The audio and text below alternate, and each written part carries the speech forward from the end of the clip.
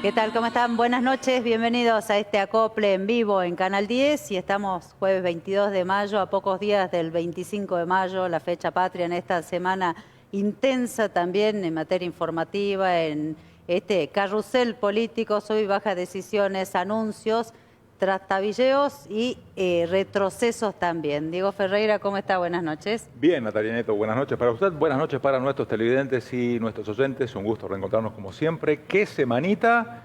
Y si mejor empezamos por una buena. Demos una buena. Acá hay una buena noticia que ha dado el Ministerio Público Fiscal hace un ratito. La fiscal penal de Orán, Mariana Torres, informa que se logró ubicar el paradero de la mujer reportada como desaparecida el pasado 16 de mayo. Ustedes saben, Priscila Quesada, que ahí estamos viendo la imagen cuando la encontraron hoy en Aguaray junto a otra persona. Se descartó que estuviera embarazada, este caso que tomó trascendencia nacional con la búsqueda de la mujer supuestamente embarazada de mellizas, con todo muy intrincado, muy turbio en la información que se estaba atando con distintos cabos. La denuncia fue presentada el 19 de mayo. Hoy aparece esta mujer, seguro después se sabrá más. Afortunadamente la buena noticia es que está en buenas condiciones de salud y que con esto arrancamos en este jueves, casi una semana en vilo esta persona, ¿no? Tal cual. Bueno, así que se sabrá esto qué pasó. recién empieza, pero llevamos un poco de tranquilidad con respecto a las primeras informaciones, por lo menos. Eso sí. Sí. La doctrina Bullrich se ha ensañado con periodistas y fotógrafos. Sí. Esto lo ha dicho nuestra querida colega y por supuesto le mandamos un abrazo enorme a la queridísima periodista salteña Lula González, que fue agredida ayer cubriendo allí en el Congreso la marcha de los jubilados que se genera todos los miércoles. En este caso, toca de cerca cuando te das cuenta que ya le pegan a alguien que conoces, ¿no? No, es que además Lula está poniendo el cuerpo desde la primera manifestación, es parte de todo el grupo de periodistas, fotoperiodistas, Tomás Cueva, que lo vimos cómo le pisaban la cabeza a los federales y que fue liberado a la noche esperando a todos los fotógrafos. Acá Lula González ya había sido gaseada en una de las primeras manifestaciones, en marzo estuvo con nosotros al aire contándonos la experiencia, pero ahora tuvo que ser llevada a la guardia con un golpe en la cabeza, basta, o sea, la crueldad normalizada, nadie le conmueve en el público de este que vota a este gobierno y que fomenta este tipo de políticas, lo que está pasando con los laburantes, con los jubilados, no hay mucho que agregar, creo, ¿no? Increíble. Sí, creo que huelgan las palabras a esta altura, ¿no? Y va allí, una imagen vale más que 1000 palabras. Un beso grande para nuestra querida Lula González. Así es. Una jornada también de anuncios económicos y no estamos hablando del alivio que sentimos el 99% de los argentinos que tenemos los dólares bien guardados bajo el colchón. ¿Usted se siente más tranquila, Natalia? ¿Qué? Con los dólares. Claro, ahora no hay que justificarlo, se los mete al mercado y ya está. Claro, o sea, capaz que si fuera narco estaría más tranquila porque tendría muchos millones de dólares y no los tendría que justificar igual, o si voy a comprar, no sé, bueno, pero hay vía libre, ¿no? Yo creo que los anuncios económicos por parte de la provincia han estado más interesantes y han estado en boca de... no, saquemos ahora. En boca del gobernador Gustavo Sáenz. Pero el diputado electo, Diego de Cava, ¿no? Adorni. Pero sí tenemos al gobernador, porque bien decía usted, hubo anuncios vinculados con lo tributario, una simplificación que anuncia el gobernador Sáenz. Justo esto paralelamente se daba cuando Caputo, el ministro de Economía, junto a Adorni, que lo vimos ahí, estaba anunciando las nuevas cuestiones vinculadas con el dólar, precisamente. Bueno, así que fue en paralelo. ¿Tenemos la posibilidad de escucharlo ahora, el gobernador? Escuchemos un ratito. Las principales medidas adoptadas: reducción de ingresos brutos, un pedido constante, permanente y justo.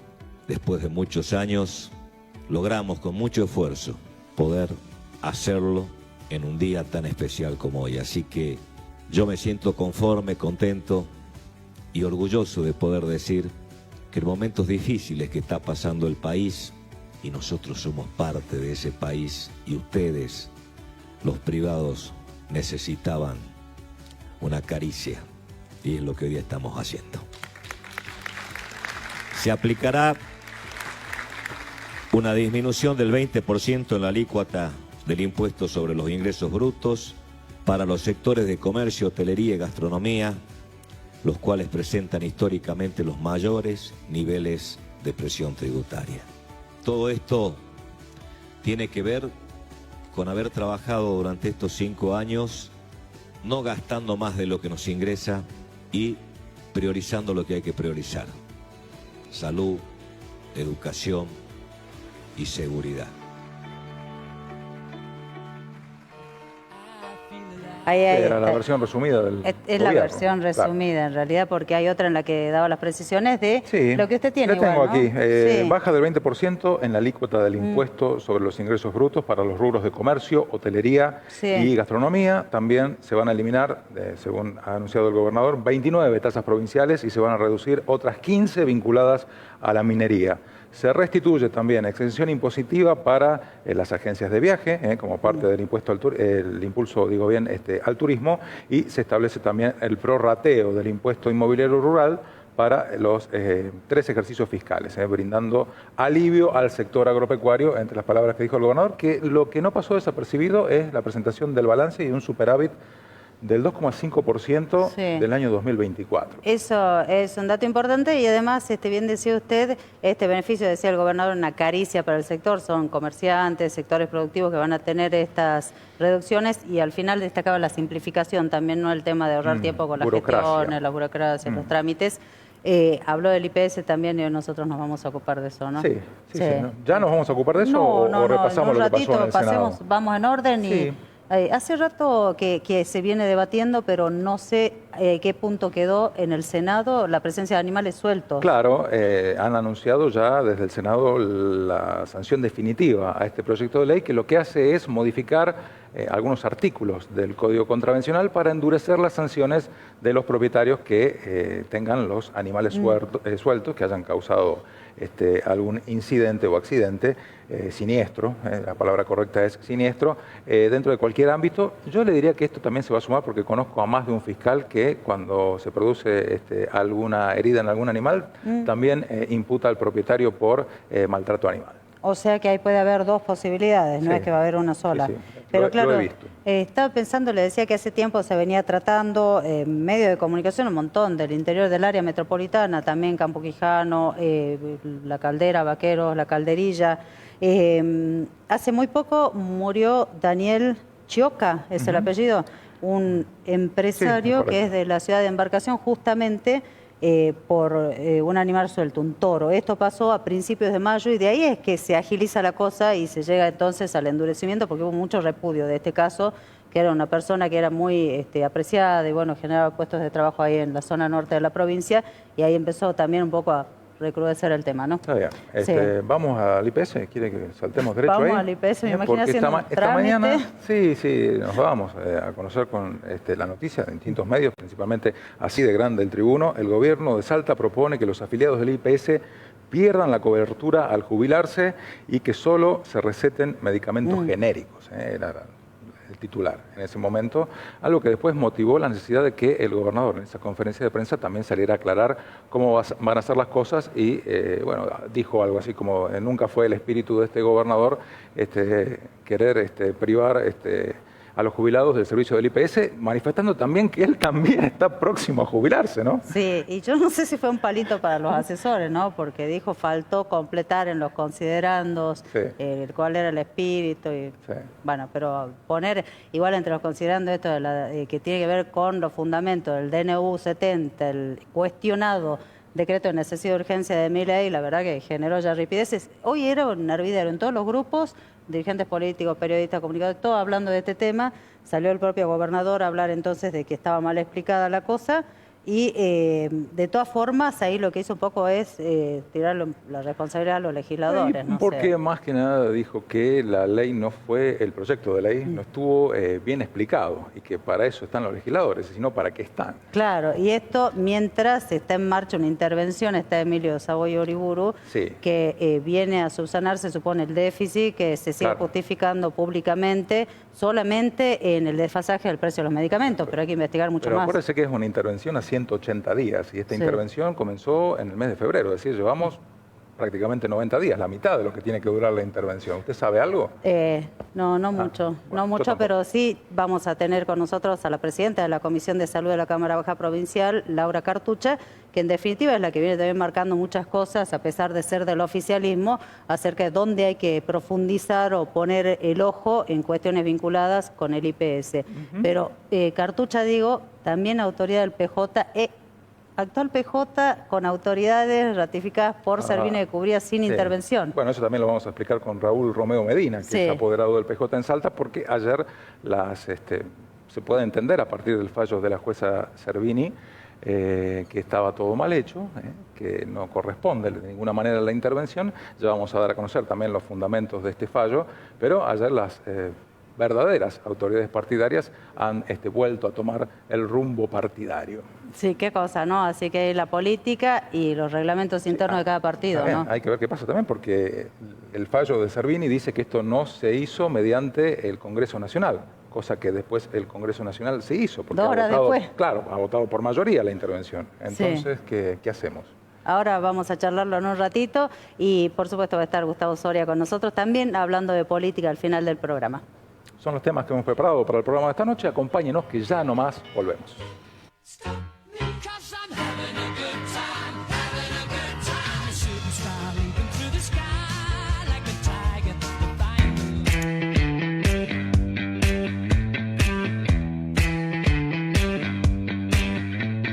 Este otoño, activa tu espíritu viajero con Código Salta y enamórate de la más linda. Durante mayo y junio, aprovecha descuentos exclusivos en alojamientos, excursiones, gastronomía y mucho más. Ingresa a códigosalta.ar, activa tu descuento y viaja a lo grande.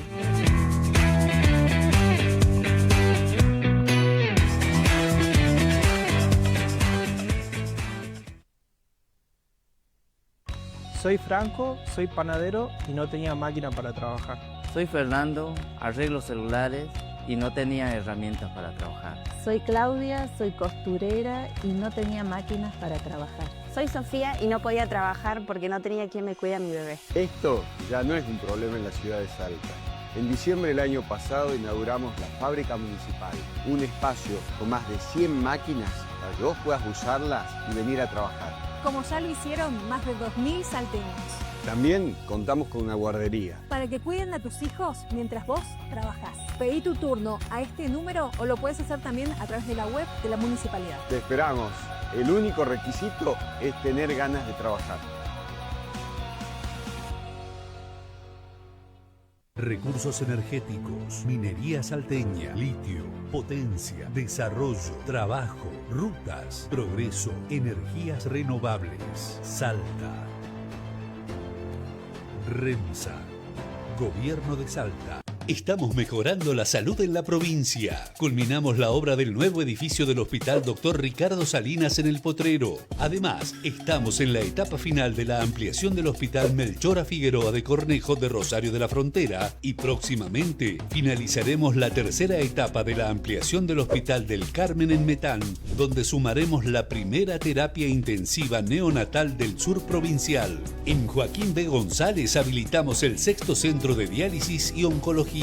La salud pública se construye con decisión, planificación y compromiso. Y en Salta se construye con hechos. Gobierno de Salta.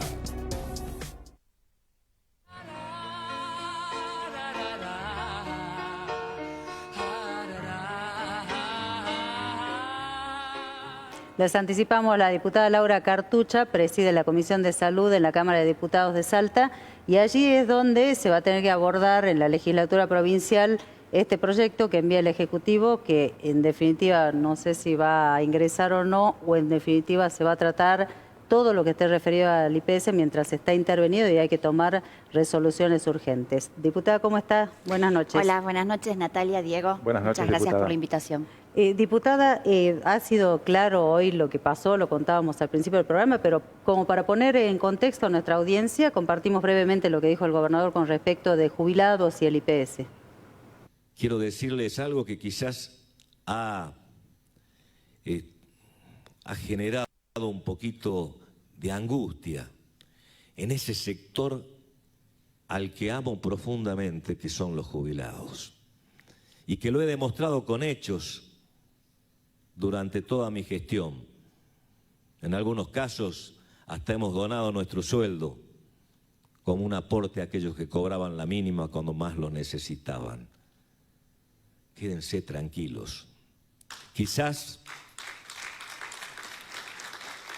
ese proyecto de ley que ha llegado a la legislatura, todos consideren que tiene que salir como dice el gobernador. Primero que nada, respeto profundamente la división de poderes y un proyecto de ley es solo un proyecto de ley. Los legisladores tienen que modificar aquello que entiendan que deben modificar, tienen que hacer lo que aquellos entiendan que tienen que hacer, porque si no, ¿para qué están? Sí, en definitiva, nosotros lo que estamos buscando es, y en esto quiero quedar, y asumo el error de que en los considerandos no se haya explicado claramente cuál es el espíritu de este proyecto de ley.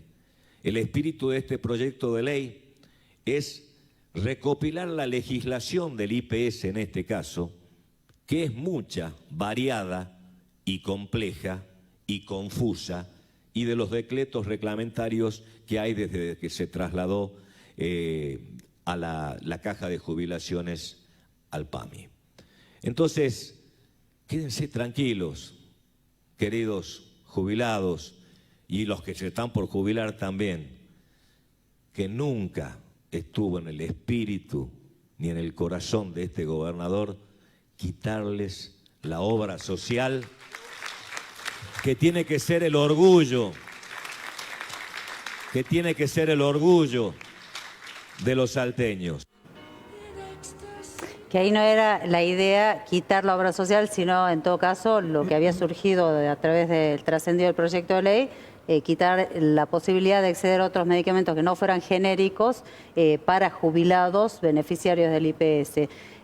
Diputada, a mí me sonó esto aquellas veces en las que el gobernador apareció como un héroe vetando lo que hizo mal la legislatura y que no se había entendido el espíritu, pero acá más rápido. Apenas se conoció, lo arregló rápidamente, pero error de los asesores. ¿Quién le dio mal las ideas al gobernador? La verdad que lo que sucedió con este proyecto de ley que ingresó a la legislatura el día martes y que tomó estado parlamentario, claramente que no es algo menor, porque obviamente que abarca a un grupo muy vulnerable de personas que son los jubilados y que hoy no la están pasando absolutamente nada bien.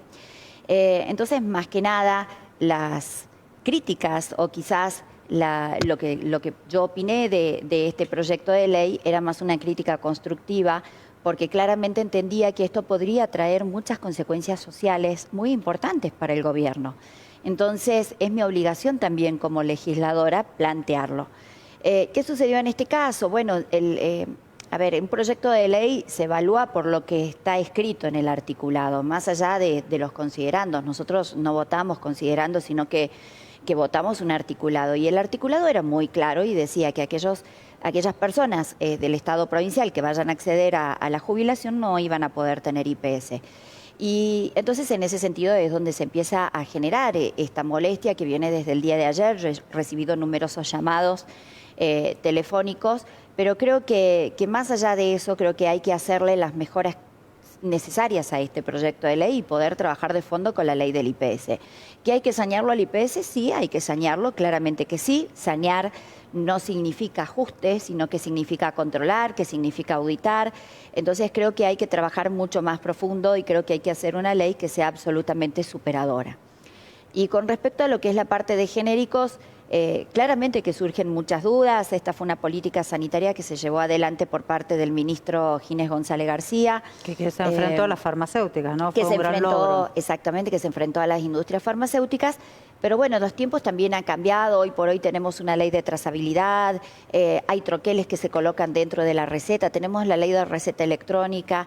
Y quizás la mayor preocupación que puedo tener yo como médica o que pueden tener la sociedad es qué va a pasar con aquellos medicamentos de alto costo, qué va a pasar con los oncológicos, qué va a pasar con los HIV, qué va a pasar con aquellas enfermedades poco frecuentes que verdaderamente son las que te generan un alto gasto dentro de la política. Y esto, la verdad que soy oficialista, pero también tengo la obligación de decirlo y tengo la obligación de plantearlo. Creo que esa es mi función y ese es mi deber, y mientras se trate de derechos, de salud de los jubilados, ahí voy a estar para defenderlos. ¿Y cuál es la intención entonces, diputada Cartucha, con respecto a ese artículo en particular que, bueno, habla del verdadero espíritu de la ley? No uso la palabra que usó el gobernador. Sí, bueno, yo de hecho esta mañana estuve hablando con él más de media hora y estuve explicándole también mi postura, cuáles eran las situaciones con respecto a este proyecto, y en realidad entendemos claramente que poner ese artículo significa que las personas que se jubilen van a tener que ir al PAMI. ¿Qué es lo que sucede en estos casos? El PAMI no acepta IPS, y no hay un convenio firmado entre IPS y PAMI. Aquella persona que se jubila con alguna otra actividad, como puede ser un empleado de comercio, como puede ser un empleado rural, tienen un listado dentro de las obras sociales autorizadas por ANSES para poder elegir si van a PAMI o no, o se quedan con su obra social. Y tampoco se permite tener dos obras sociales, aunque sea una nacional y una provincial, sino que podés tener una obra social y una prepaga. Bien. Pero no podés tener dos obras sociales, porque si no, obviamente estamos hablando de que es una duplicidad forzosa, contributiva. Entonces es algo que es totalmente incompatible.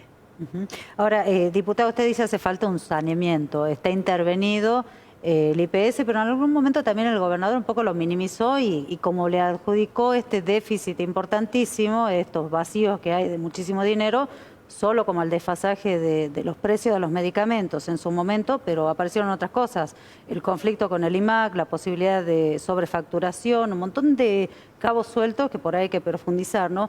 ¿A qué hay que apuntar cuando se investigue qué pasa en el IPS? Hay que apuntar a varias cosas. El IPS tiene convenios de reciprocidad con distintas provincias vecinas, los cuales hace años que no se actualizan.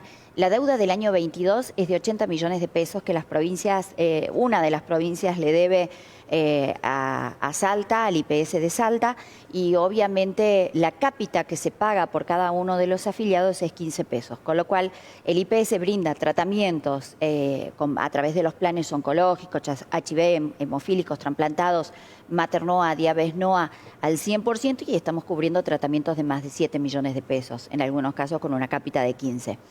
Entonces creo que eso es uno de los puntos a los cuales hay que ver, los convenios con las empresas tercerizadas, el convenio que está firmado con Traditum.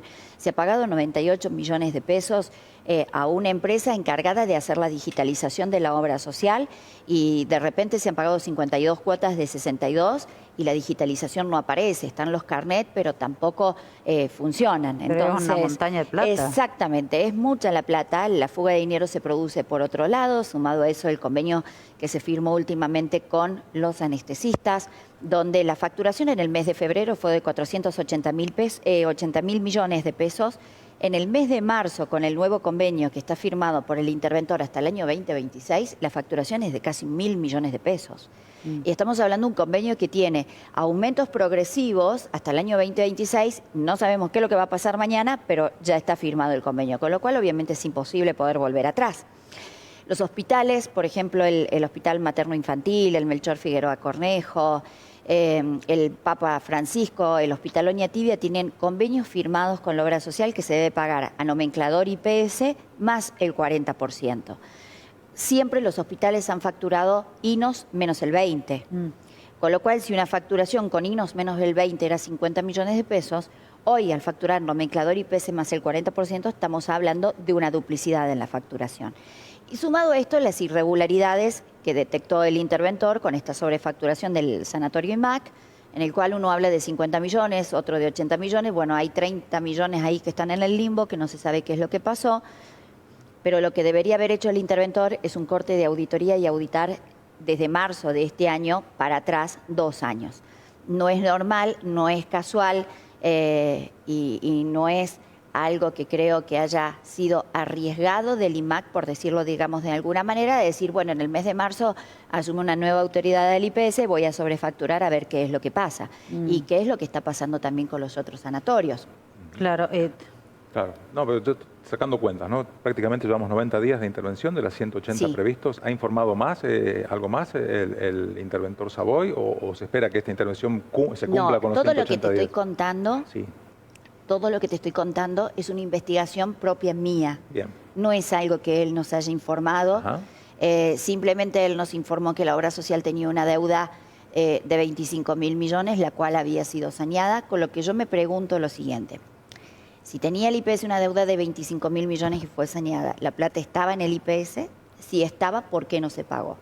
Si no estaba en el IPS y alguien les dio esa plata a la obra social, quiere decir que hemos cambiado de deudor. Ya no le debemos a los prestadores, pero a alguien le estamos debiendo. Con lo cual, obviamente, esos 25.000 millones siguen estando en déficit, porque a alguien se le está debiendo ese dinero. ¿Y por qué usted, que es del oficialismo, tiene que estar investigando? ¿El interventor no le dice, a ver, usted, presidente de la Comisión de Salud, le actualizó la información? Bueno, no lo hizo, la verdad, en su momento. Sí, en su momento había sido llamado a la Comisión de Salud, en el cual le habíamos consultado el tema, además de la deuda, de cómo lo había encontrado y demás, de por qué era que la doctora Gladys Sánchez, la intervenida, había sido nombrado en el cargo de coordinadora prestacional. Pero a eso se deshizo, pero hoy tiene un nuevo cargo. Eso se deshizo, exactamente, eso se deshizo. Y el día lunes 19 de mayo ha firmado la resolución 081 del 25 con un cargo de subgerente de servicios propios. Es un cargo que está fuera de estructura del IPS, es un cargo que no existe, o sea que está inventado, en el cual obviamente tiene un rango de coordinadora con un sueldo Pero si usted dice que hay que investigar de marzo a 2 años atrás, estaba Gladys Sánchez a cargo, sigue estando dentro de la estructura, entonces hay que investigar a Gladys Sánchez, pero sigue ahí adentro. Por supuesto que sí. Nunca he dicho lo contrario. Por supuesto que sí.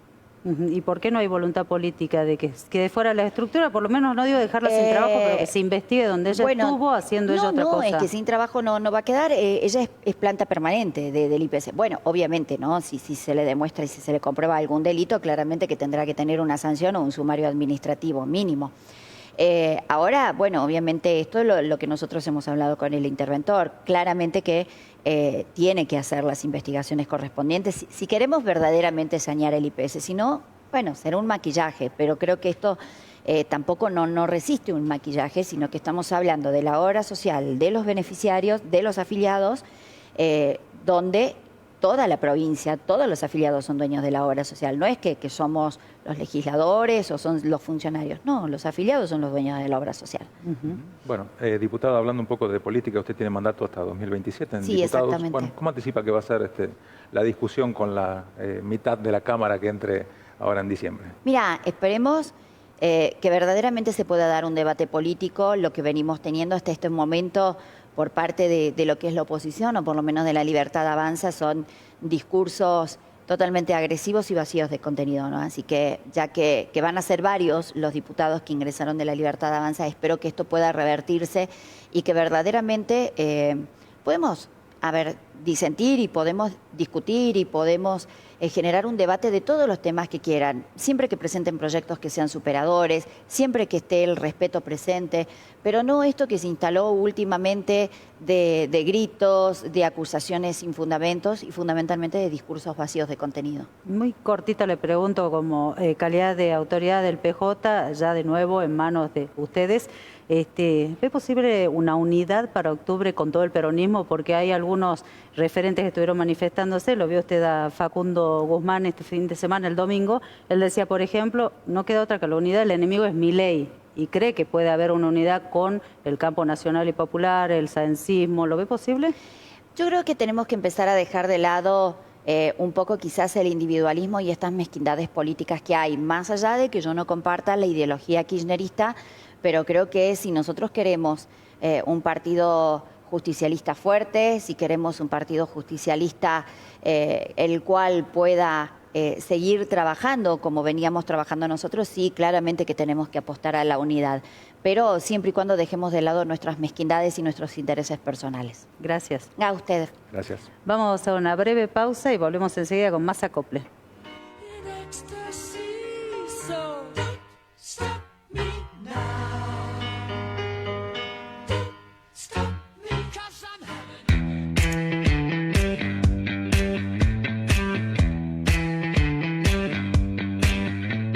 Este otoño, activa tu espíritu viajero con Código Salta y enamórate de la más linda. Durante mayo y junio, aprovecha descuentos exclusivos en alojamientos, excursiones, gastronomía y mucho más. Ingresa a códigosalta.ar, activa tu descuento y viaja a lo grande.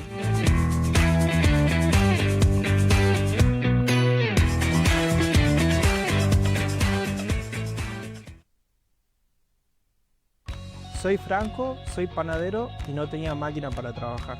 Soy Fernando, arreglo celulares y no tenía herramientas para trabajar. Soy Claudia, soy costurera y no tenía máquinas para trabajar. Soy Sofía y no podía trabajar porque no tenía quien me cuide a mi bebé. Esto ya no es un problema en la ciudad de Salta.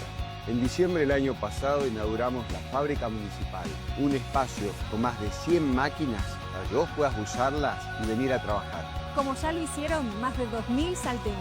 También contamos con una guardería. Para que cuiden a tus hijos mientras vos trabajás. Pedí tu turno a este número o lo puedes hacer también a través de la web de la municipalidad. Te esperamos. El único requisito es tener ganas de trabajar. Estamos mejorando la salud en la provincia. Culminamos la obra del nuevo edificio del Hospital Dr. Ricardo Salinas en El Potrero. Además, estamos en la etapa final de la ampliación del Hospital Melchora Figueroa de Cornejo de Rosario de la Frontera y próximamente finalizaremos la tercera etapa de la ampliación del Hospital del Carmen en Metán, donde sumaremos la primera terapia intensiva neonatal del sur provincial. En Joaquín B. González habilitamos el 6º centro de diálisis y oncología. La salud pública se construye con decisión, planificación y compromiso. Y en Salta se construye con hechos. Gobierno de Salta.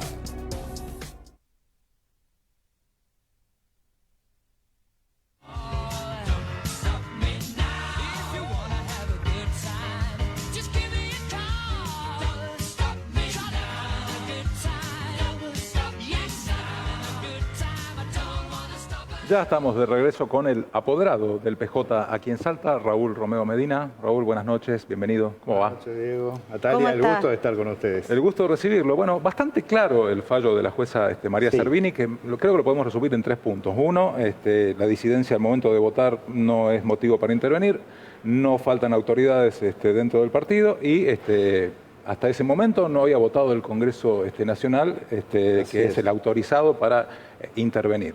¿Y ahora? Además, no había causa, motivo o circunstancia que justificara la intervención, digamos. Justamente la jueza lo que hace es va al fondo de la cuestión y dice, más allá de la cuestión formal, que puede ser quién dictó la resolución de intervención, lo más importante es que se valora el fondo. No había ninguna causa que justifique, porque además ella dice, es necesaria una causa legal que justifique la intervención. Así que, una vez declarada la nulidad, nosotros nos enteramos el martes a eso de las 3 de la tarde y el mismo martes había Congreso Nacional del Partido Justicialista, vía Zoom, cosa medio que votaron por mayoría la intervención. Que ratificaron por mayoría la intervención. Entonces, ahí nos encontramos con el siguiente interrogante. ¿Puede el Congreso Nacional ratificar una intervención que fue declarada nula? Bueno, la declararon nula también de nuevo, esa sería el primer pensamiento. El segundo, ¿fueron informados los congresales que votaron la ratificación de la intervención que existía una sentencia judicial que disponía la nulidad? Aparentemente no, lo cual quizás hasta podría tornar nulo el Congreso entero del Partido Justicialista. Razón por la cual vamos a seguir conversando y litigando, me imagino, porque, por otro lado, la sentencia de la señora juez Servini Cubría es operativa inmediatamente. Es decir, el recurso que puedan interponer los apoderados del PJ Nacional es con efecto devolutivo. Eso lo manda la ley. ¿Qué quiere decir efecto devolutivo? Que la sentencia debe cumplirse o cumplirse. Y que vamos a seguir litigando y veremos qué dice la Cámara Nacional en definitiva dentro de un tiempo, cuando se resuelva o no la apelación, que espero que presenten. Porque la verdad que me gustaría discutirlo a ver quién tiene razón. Ahora, ustedes hablaban de lo que pasó en Buenos Aires, porque por un lado se resolvía judicialmente en lo de Servini, pero un rato después en el Congreso, por Zoom, lo curioso fue que la presidenta del Consejo, Cristina Fernández, no estuvo, dijo que no hacía falta, estuvo en el Instituto Patria, recibió gente. Insfran, el formoseño, que es el presidente del Congreso, tampoco estuvo, entonces tuvo que presidir Raberta. y ahí es donde se da este resultado, pero hay, según trascendido de todas las páginas políticas, que Cristina habría dicho, bueno, ya en esta que estamos, apelen a la unidad, vean cómo se puede hacer y que se quede librado en las provincias las decisiones de cómo avanzar. Y eso es lo que le decíamos un poco a Cartucha. Acá hay un ánimo de poder conciliar algo con ese sector que estuvo con el PJ intervenido. ¿Se podría pensar en un PJ contra Milei que está creciendo? Sí, yo creo que ese es un gran desafío. Es un gran desafío de la conducción nacional. Mira, nosotros pensábamos que la conducción nacional, cuando asumió la expresidenta, venía a conciliar, venía a tratar de buscar un factor común en todas las provincias. No, lo primero que hicieron en la primera reunión es intervenir Salta, intervenir Jujuy y intervenir Misiones. Entonces, ¿de qué conciliación hablamos? Y ahí estaba el factor común, claro, cómo votaron los legisladores peronistas a favor de Milei, ese era el factor común. Casualmente, era justo las provincias que estuvieron con Quintela. En política hay pocas casualidades. Devolución de gentilezas. Yo la verdad no creo mucho en las casualidades. Me parece que sí hubo un intento de lo que hicieron, proscribir al peronismo en estas elecciones. El 11 de mayo no hubo, el Partido Justicialista por primera vez del año 83 no presentó candidatos en la provincia de Salta, y lo que se hizo es una especie de sancochado de un frente que hasta peleamos el nombre, que además no metieron ni un solo concejal de toda la provincia, un verdadero desastre. Eso es responsabilidad de la conducción nacional. Ahora, vamos a ver qué pasa a partir... Perdón, ¿solo esas pérdidas ha dejado la intervención? Además de eso, imagino que habrá dejado otras cosas. Mira, nosotros ayer, luego del fallo, nos presentamos en el partido, estaba la supervisora del partido, que es una señora que es empleada del partido, pero lo que sabemos es que los interventores vinieron una vez, el 10 de marzo, no volvieron más. No sé quién manejaba el partido acá, in situ, digamos, quién era la persona, pero más allá de eso... ¿No hay ningún documento firmado ahí adentro? Justamente lo que hicimos ayer es tomar posesión de la sede y requerirle que le transmita a los interventores que necesitamos que nos devuelvan toda la documentación que le entregamos el 10 de marzo, junto con una rendición de cuentas de todas las actuaciones que se hicieron hasta ahora, además de la rendición de cuentas de los fondos del Partido Justicialista, de los fondos que habíamos dejado depositados, que es distinto a los fondos que recibieron por la elección. Correcto. Más o menos 120 millones había depositado. Queremos saber qué pasó, cómo se los manejó, si se los gastó, si están o no. Bueno, lo que corresponde. Así que una vez que nos digan qué pasó, podremos evaluar cómo seguir. Seguramente ya la semana que viene se va a juntar como todos los lunes el Consejo del Partido, en un ámbito total de normalidad. ¿Se juntan? Se juntan todos los lunes. Sí. Porque cuando usted dijo recuperar la sede, a mí me sonó, porque primero que de casualidad, el domingo vimos todo el operativo, 6 patrulleros. Eso era otra cosa. PJ, no, pero digo, pensaba en ese momento, porque me parecía que era una pelea por una cuestión, una cáscara vacía, pensando en la estrategia política, digo, del gobernador, que no necesita el PJ. No. Fue gobernador con 17 partidos en un frente, estaba el PJ por supuesto también, pero él ni siquiera está militando en el PJ, tiene su propio partido, país, y hay un montón de partidos que ni siquiera son peronistas todos, hay de otros sectores también, que lo acompañan. ¿Por qué hace falta el PJ entonces? ¿Qué perdió? No entraron convencionales, no entraron diputados, tampoco concejales, pero hubiesen entrado de otra forma, o sea, dentro de una alianza. ¿Qué pasó? Cuando nos intervinieron, digamos, nos sacaron una herramienta electoral importantísima. Esa herramienta electoral pensaron usarla, que de hecho la usaron mal, y todos los demás, el peronismo salteño se fue directamente a otro lado. ¿A dónde se fue el peronismo salteño? Y se fue a Vamos Salta. ¿Y los intervenidos compitieron con validez? Sí, yo creo que los intervenidos, bueno, compitieron, no presentaron candidato al PJ, hicieron un frente, y presentaron candidatos partidarios. Bueno, pero ahora que ya está todo retrotraído. El diario del lunes. Claro. ¿Vale los votos que sacaron? ¿Los pocos votos que sacaron? Mal. Imagínate, el candidato a senador de Capital pierde con el voto en blanco. El voto en blanco le gana. Fue tercero el voto en blanco. Tercero el voto en blanco. Tercero, qué bárbaro, ¿no? Es tremendo. Pero a eso voy, ¿no? Por cómo está la discusión política hoy en la Argentina, así especialmente en Salta. Cuando pienso en Cáscara, digo, recuperar la sede, cerraron el Consejo, ya me parece milagroso, pero la discusión política está bastante empobrecida, Mirá, ¿no? yo, con la presidencia de Tuti Amat, el partido funcionaba, tenía bastante movimiento. Es más, se fueron entregando municipio por municipio, el tema de los consejos municipales, se fue activando mucho toda esa parte, desde que se normalizó hasta acá. Razón por la cual había mucho compromiso. El Congreso de Huachipa, la verdad fue muy importante toda esa etapa de normalización del partido, que lamentablemente de un día para el otro te intervinieron y hubo que empezar de nuevo casi. Ahora, bueno, estamos intentando retomar de nuevo y lo más importante es retomar la militancia en la calle. No, sí, Así sí, que, bueno, más allá de eso, no nos fue mal, porque con Vamos Salta metimos 2 diputados en Capital, así que...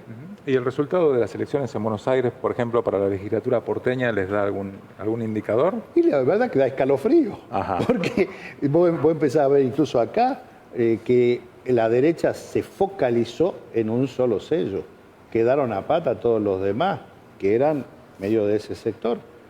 Lo mismo ocurrió en Buenos Aires, un candidato como Santoro, que es un súper candidato, que iba primero en la encuesta, que termina perdiendo con Adorni, la verdad. Sí. Pero y algunos lo analizan como un empate técnico. Y igual. además, el PRO queda tercero. Sí, no, eso sí, esto está descartado. Pero no es tanta la diferencia entre Santoro y Adorni. Pero son 3 puntos. Son 3 puntos, que en Capital es mucho. Acá tampoco, acá son 12.000 votos la diferencia, entonces tampoco es mucho. Entonces, eso decía. Y el que era dueño de la ciudad hasta hace 1 año y medio, 2, sale cuarto. Sí, es que yo me quedo pensando... Hay que mirarlo con cierta atención, ¿no? Estoy pensando, mientras nosotros charlamos acá sobre si la política, si hay que militar en la calle o no, si hay que volver a militar desde los partidos, qué se discute o no, estamos hablando sobre la interna, si es legal o no la intervención, Sí, claro. mientras hay gente que está viendo cómo come mañana. Entonces, ahí está aprovechando las nuevas estrategias de la política, Totalmente. ese enojo y la frustración y el malestar real de la gente, lo aprovecha el otro sector. Entonces, ahí voy a la autocrítica de cómo se hace política y cómo el peronismo tiempos. ha perdido mucho Mirá, espacio en la sociedad. Prácticamente se han destruido los partidos nacionales. Yo eso es lo que observo. El PRO, chao, se terminó. Los radicales quedaron con 1 o 2 provincias ahí, viendo cómo negocian, cómo van a negociar con quién. El peronismo está en una lucha interna, ahí está, el ejemplo es digamos, Claro, la intervención clarísimo. salteña, la intervención de Misiones, en una lucha intestina, sin identificar que el verdadero enemigo está, digamos, en la Casa Rosada, que a eso hay que luchar. Me parece que hasta que se entienda eso, nosotros tenemos primero que cuidar nuestra casa. Nuestra casa es la provincia de Salta y los salteños. Y en base a esto empezamos a luchar. De ahí, obviamente, coincidimos en mucho con otras provincias. Coincidimos con otras provincias, pero siempre provincias chicas. Entonces, pues las provincias grandes van más vinculadas a sus intereses y tienen mucho más peso territorial y más peso en voto. Seguro. Gracias por estar Por con favor, nosotros. gracias a ustedes. Vamos a la última pausa en el acople y volvemos enseguida.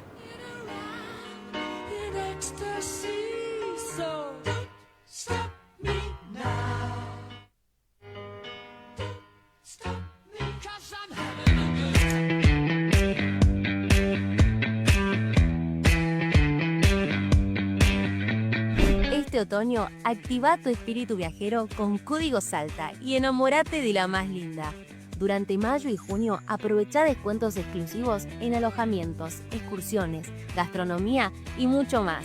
Ingresa a códigosalta.ar, activa tu descuento y viaja a lo grande.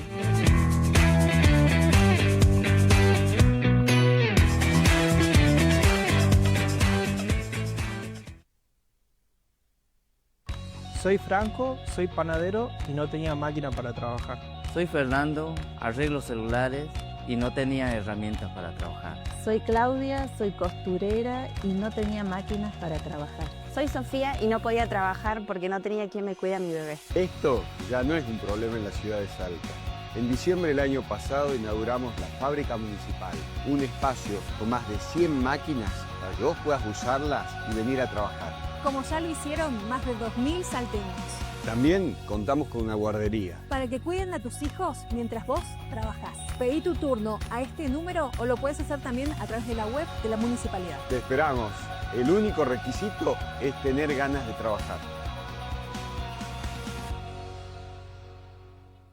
Estamos mejorando la salud en la provincia. Culminamos la obra del nuevo edificio del Hospital Dr. Ricardo Salinas en El Potrero. Además, estamos en la etapa final de la ampliación del Hospital Melchora Figueroa de Cornejo de Rosario de la Frontera y próximamente finalizaremos la tercera etapa de la ampliación del Hospital del Carmen en Metán, donde sumaremos la primera terapia intensiva neonatal del sur provincial. En Joaquín B. González habilitamos el 6º centro de diálisis y oncología.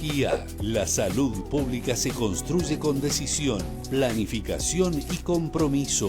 Y en Salta se construye con hechos. Gobierno de Salta.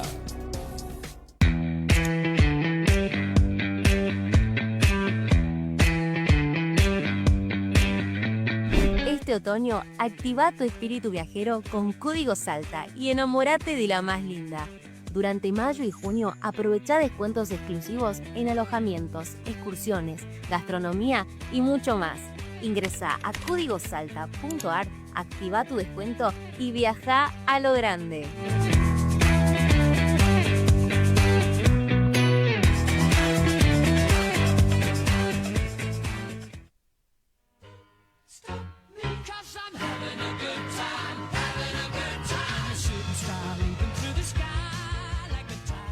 Ya nos quedan los últimos minutos de este acople. Ya hemos analizado los anuncios impositivos del gobernador, ya hemos también cubierto la aclaración con respecto al IPS y las jubilaciones, pero nos toca, o todavía nos falta, analizar la pata más política de lo que ha dicho el gobernador Gustavo Sáenz durante la semana, y para eso lo tenemos aquí a Gustavo Soria. Gustavo, buenas noches. Buenas noches, Diego. Buenas noches, tal? Natalia. Buenas noches a la audiencia. ¿Cómo anda? ¿Bien? Bien, bien, bien. Anduvo con mucha exposición el gobernador, sí, ¿no? Por medios nacionales. En estas últimas semanas, sí, exactamente. Entre Tienen anuncios, entre una seguidilla entrevistas. después de las elecciones, ¿no? Sí. Porque ahí hubo también alguna pica de los colegas salteños, porque dijeron cómo desayuno con los colegas porteños, con los de medios nacionales, como se le dice acá, los medios Sí, porteños. sí, que son porteños, sí. Entonces se los atendió a ellos, después se los vio en distintos medios al gobernador, pero con los locales no.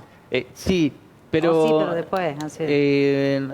Normal, no, me parece que hubo alguna queja en el búnker que hubo del día de la elección. La verdad que no lo sé con detalle, entonces no me quiero meter ahí. Pero ha dejado conceptos políticos muy fuertes el gobernador, definiciones muy fuertes. Esto ayer. Sí, le hicieron una entrevista en el canal de Infobae, que es un sitio también al que denominan nacional, ¿no? En realidad es latinoamericano. Sí, Cubre sí, un sí, montón. sí, exactamente. La página de Haddad, ¿no? De Marcelo Haddad. Exacto, sí, sí, Así sí. es. Bueno, tienen también su plataforma digital con más tirado a los medios tradicionales o el streaming y demás. El gobernador fue entrevistado en este canal de Infobae y deja definiciones políticas. Primero se asimila y se define él mismo como un gobernador dialoguista que quiere lo mejor para el gobierno nacional porque así le va a ir bien a los argentinos. De hecho, también lo declaró así fuera de esa entrevista, ¿no? Esa es la primera definición fuerte que hizo. En el medio de la entrevista van hablando de, cómo fue la ayuda que le dieron estos gobernadores dialoguistas. Y dice, bueno, nosotros fuimos, por ejemplo, al Pacto de Mayo, que en realidad se firmó en junio del año pasado. Claro. Había todo un preámbulo para el Pacto de Mayo que se fue dilatando y se terminó firmando en Tucumán, pero recién a mitad de año del año pasado. Y automáticamente hace una conexión entre los enojos que hubo ese día, por ejemplo, de parte del expresidente Mauricio Macri, y de las actitudes políticas que tiene el exmandatario y también, por ejemplo, Cristina Fernández de Kirchner. Una cosa con la otra la fue concatenando en la misma entrevista en muy poquito tiempo. Sí. Vamos a compartir esta parte porque esta es una de las definiciones más importantes del gobernador en esta entrevista. Acto que ya pasó, que ya va a cumplir un año. No sé si se habló mucho de ese tema. Yo creo que todavía ni se eligieron quiénes eran los que tenían. No, de ahí se hablaba mucho de los recursos. El Pacto de Mayo, que fue en junio. Sí, fue una linda foto. Fue una linda foto. Mucho frío. Usted estuvo en la foto. Sí, tenía mi poncho, se lo di a Peto Velo, que estaba muriendo de frío, me acuerdo.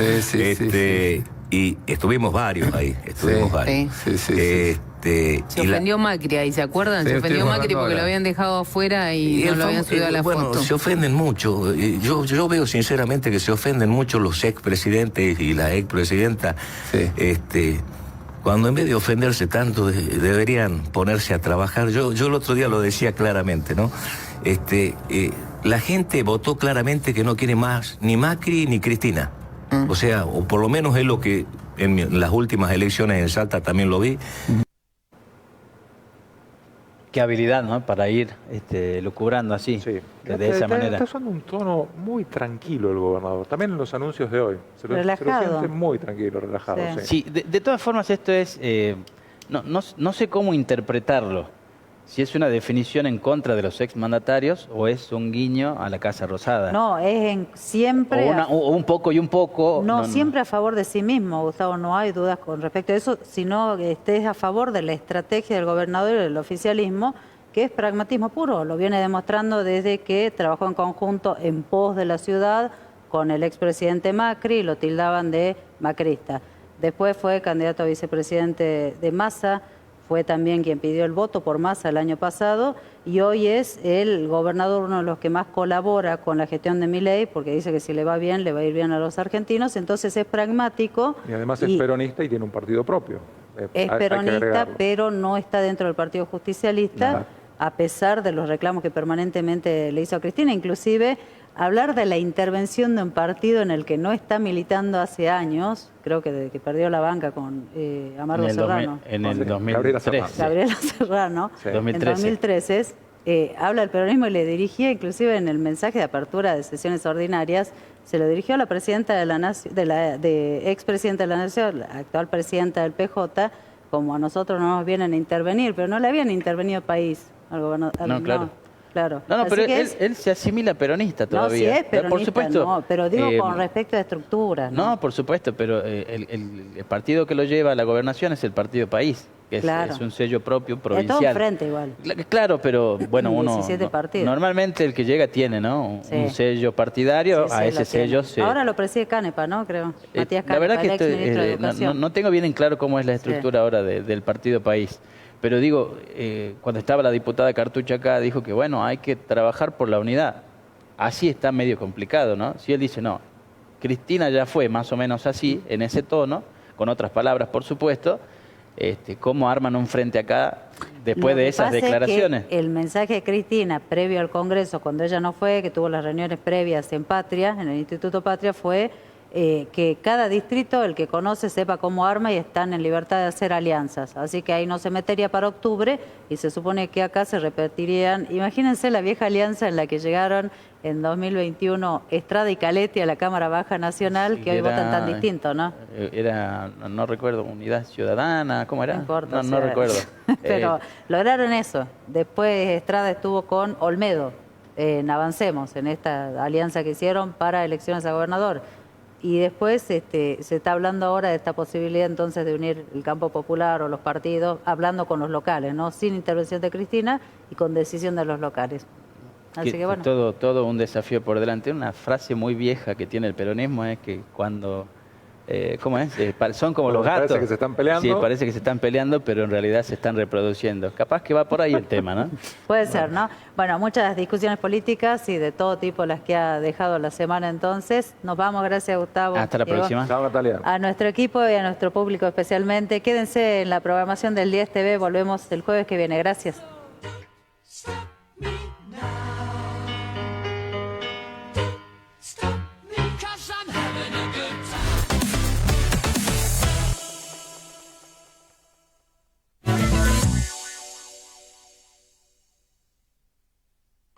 Soy Franco, soy panadero y no tenía máquina para trabajar.